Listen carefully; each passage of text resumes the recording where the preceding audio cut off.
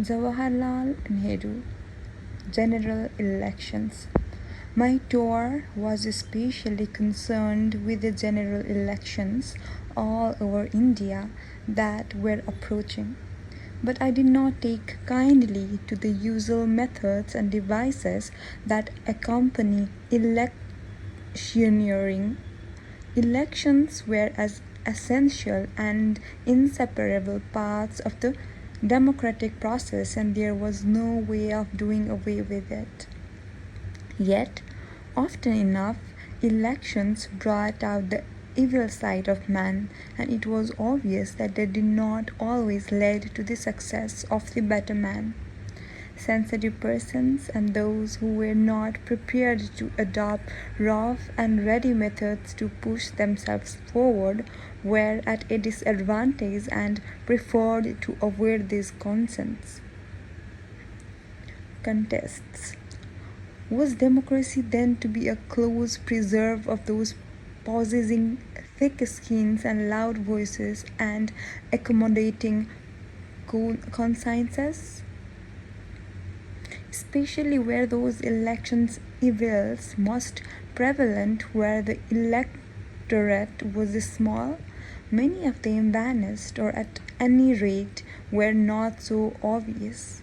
When the electorate was a big one, it was possible for the biggest electorate to sweep off its feet on the false issue or in the name of religion, as we saw later, but there were usually some balancing factors which helped to prevent the grosser evils. My experience in this matter confirmed my faith in the widest possible franchise. I was prepared to trust that wide electorate far more than a restricted one based on a property qualification or even an educational test. The property qualification was anyhow bad. As for education, it was obviously desirable and necessary. But I have not discovered any special qualities in a literature or slightly educated person which would entitle his opinion to greater respect than that of a sturdy peasant, illiterate but full of a limited kind of common sense. In any event, where the chief problem is that of a peasant, his opinion is far more important. I am a convinced believer in adult franchise for men and women, and though I realize the difficulties in the way, I am sure that the objections raised to its adoption in India have no great force and are based on the fears of privileged classes and interests. The general elections in 1937 for the provincial assemblies were based on a restricted franchise affecting about 12% of the population. But even this was a great improvement on the previous franchise, and nearly 30 millions all over on the previous franchise, and nearly 30 millions all over India, apart from the Indian state, were now entitled to vote. The scope of these elections was vast and comprised the whole of India minus the states. Every province had to elect its provincial assembly, and in most provinces there were two houses and there were thus two sets of elections. The number of candidates ran into many thousands. Many approached these elections, and to some extent the approach of most congressmen was different from the usual one. I did not trouble myself about the individual candidates, but wanted rather to create a countrywide atmosphere in favor of our national movement for freedom as represented by the Congress, and for the program contained in our election manifesto. I felt that if we succeeded in this, all would be well. If not, then it did not matter much if an odd candidate won or lost. My appeal was an ideological one, and I hardly referred to the candidates except as standard bearers of our cause. I knew many of them, but there were many I did not know at all. and I saw no reason why I should burden my mind with hundreds of names. I asked for votes for the Congress, for the independence of India, and for the struggle for independence. I made no promises except to promise unceasing struggle till freedom was attained. I told people to vote for us only if they understood and accepted our objective and our program, and were prepared to live up to them, not otherwise. I charged them not to vote for the Congress if they disagreed with the objective or program. We wanted no false votes, no votes for particular persons because they liked them.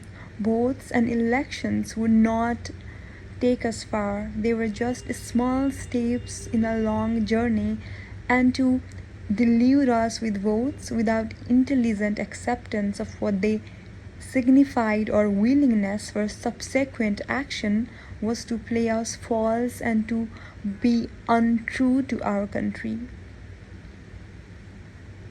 Individuals did not count, though we wanted good and true individuals to represent us.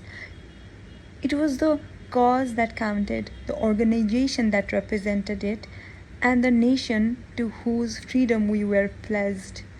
I analyzed that freedom and what it should mean to the hundreds of millions of our people. We wanted no chains of masters from white to brown, but a real people's rule by the people and for the people, and an ending of our poverty and misery. That was the burden of our speeches, and only in that impersonal way could I fit myself into the election campaign. I was not greatly concerned with the prospects of particular candidates. My concern was with a much bigger issue. As a matter of fact, that approach was the right one even from the narrower point of view of a particular candidate's success. For thus he and his election were lifted up to a higher and more elemental level of a great nation's fight for freedom and millions of poverty-stricken people striving to put an end to their ancient curse of poverty. These ideas, expressed by scores of leading congressmen, came and spread like a mighty wind fresh from the sea, sweeping away all petty ideas and electioneering stunts. I knew my people and liked them, and their million eyes had taught me much of mass psychology. I was talking about the elections front day to day, and yet the elections seldom occupied my mind. They floated about superficially on the surface, nor was I particularly concerned with the voters only. I was getting into touch with something much bigger, the people of India in their millions, and such message as I had was meant for them all, whether they were voters or not, for every Indian man, woman, and child. The excitement of this adventure held me, this physical and emotional communion with vast numbers of people. It was not the feeling of being in a crowd, one among many, and being swayed by the impulses of the crowd. My eyes held those thousands of eyes. We looked at each other, not as strangers meeting for the first time, but with recognition, though of what this was no one could say. As I saluted them with a namaskar, the palms of my hands joined together in front of me.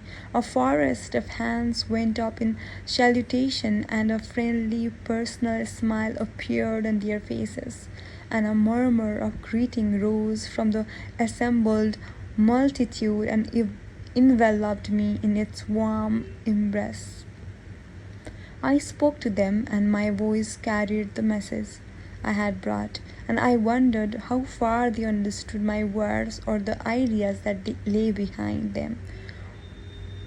Whether they understood all I said or not, I could not say. But there was a light of a deeper understanding in their eyes, which seemed to go beyond spoken words. The culture of the masses. Thus I saw the moving drama of the Indian people in the present, and old often trace the threads which bound their lives to the past, even while their eyes were turned towards the future. Everywhere I found a cultural background which had exerted a powerful influence on their lives.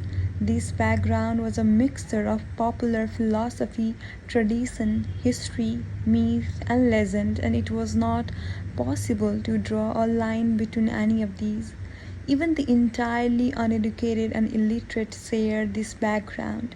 The old epics of India, the Ramayana and the Mahabharata and other books, in popular translations and paraphrases, were widely known among the masses, and every incident and story and moral in them was engraved on the popular mind and gave a richness and content to it.